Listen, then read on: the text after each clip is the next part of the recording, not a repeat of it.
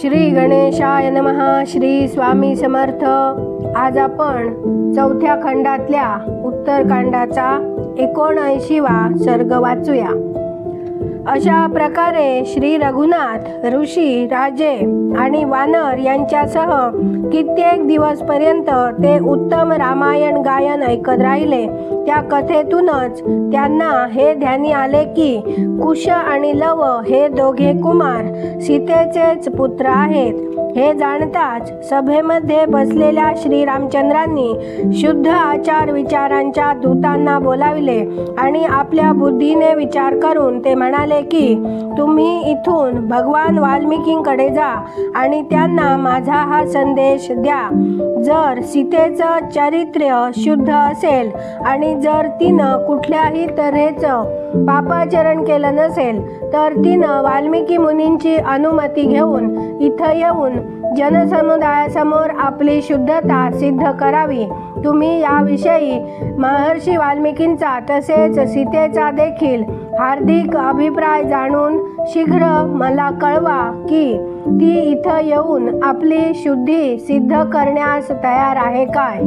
उद्या सकाळी मिथिलेश कुमारी जानकीनं भर सभेत यावं आणि माझा कलंक दूर करण्यासाठी शपथ घ्यावी. श्री रघुनाथांचे हे अत्यंत अद्भुत वचन ऐकून दूत जेथे मुनिवर वाल्मिकी विराजमान होते त्या ठिकाणी गेले. महात्मा वाल्मिकी अमित तेजस्वी होते आणि आपल्या तेजाने अग्निप्रमाणे प्रज्वलित होत होते. त्या दूतांनी त्यांना प्रणाम करून श्रीरामचंद्रांची वचने मधुर तसेच कोमल शब्दात ऐकविली. त्या दूतांचे ते भाषण ऐकून आणि श्रीरामांचे मनोगत जाणून घेऊन ते महातेजस्वी मुनी म्हणाले, तसंच होईल, तुमचं भलं होवो.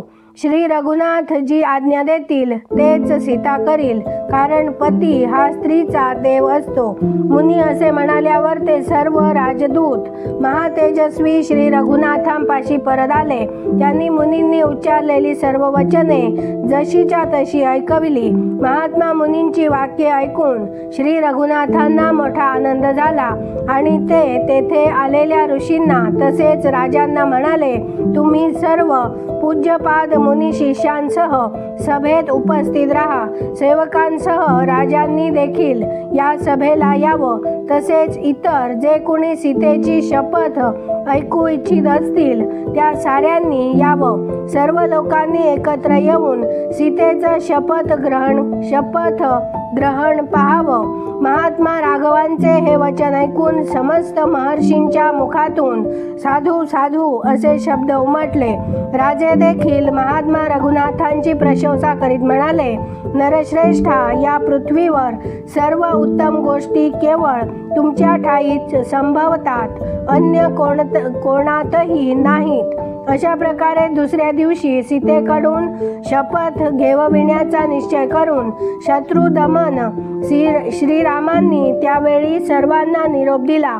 याप्रमाणे दुसऱ्या दिवशी सकाळी सीतेचा शपथविधी ठरवून महानुभव महात्मा राजसिंह श्रीरामांनी त्या सर्व मुनींना आणि नरेशांना आपापल्या स्थानांना जाण्याची अनुमती दिली.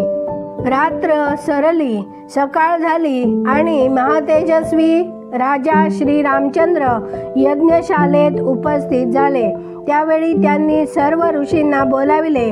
वसिष्ठ, वामदेव, जाबाली, काश्यप, विश्वामित्र, दीर्घतमा, महातपस्वी दुर्वासा, पुलस्त्य, शक्ती, भार्गव, वामन, दीर्घजीवी, मार्कंडेय, महायशस्वी मौद्गल्य, गर्ग्य, च्यवन, धर्मज्ञ, शतानंद, तेजस्वी भरद्वाज, अग्निपुत्र सुप्रभ, नारद, पर्वत, महायशस्वी गौतम, कात्यायन, सुयज्ञ आणि तपोनिधी अगस्त्य असे तसेच इतर कठोर व्रतांचे पालन करणारे सर्व बहुसंख्य ऋषी कुतूहलवश तेथे एकत्र झाले.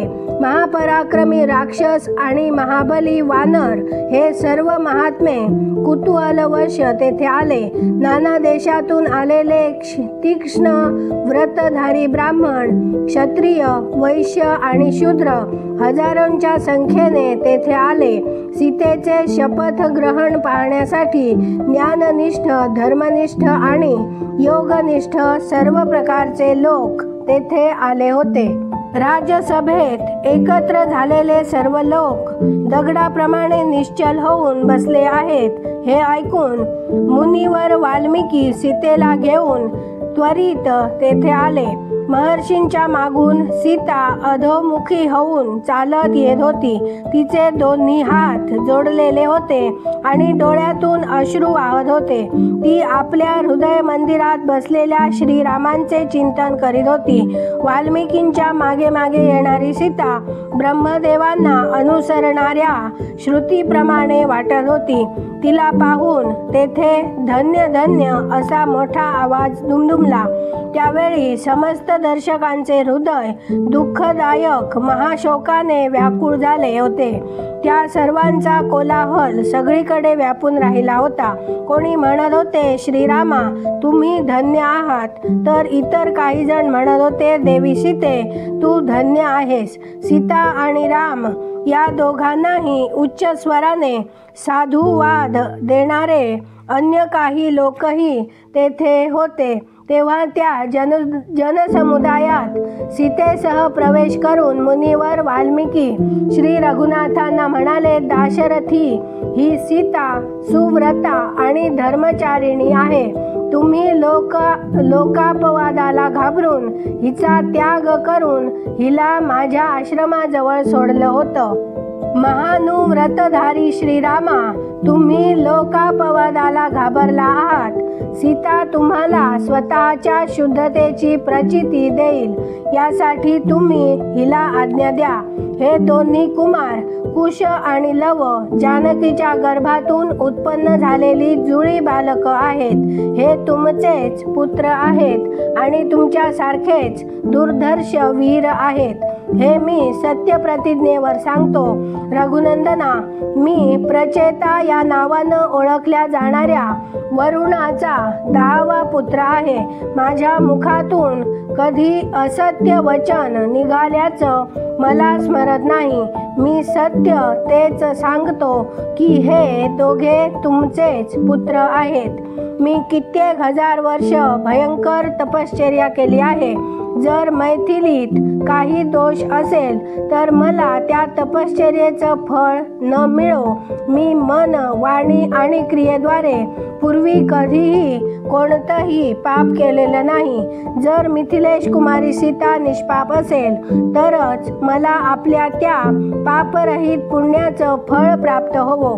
रघुनंदना मी 5ही इंद्रिय आणि मनबुद्धीद्वारे सीतेच्या शुद्धीचा नीटपणानं निश्चय करूनच तिला संरक्षण दिलं होतं. ही मला जंगलात एका झऱ्यापाशी सापडली होती.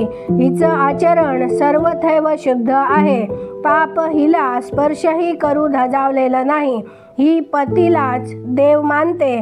तेव्हा लोकापवादाला घाबरणाऱ्या तुम्हाला ती आपल्या शुद्धतेचा प्रत्यय आणून देईल. राजकुमारा मी दिव्य दृष्टीनं हे जाणून घेतलं आहे की सीतेचे भाव आणि विचार परम पवित्र आहेत. म्हणूनच हिला माझ्या आश्रमात प्रवेश मिळू शकला आहे. तुम्हालाही ही प्राणप्रिय आहे आणि तुम्ही देखील जाणता की सीता सर्वथैव शुद्ध आहे. तथापि लोकापवादामुळे चित्त कलुषित झाल्यामुळं तुम्ही हिचा त्याग केला आहे.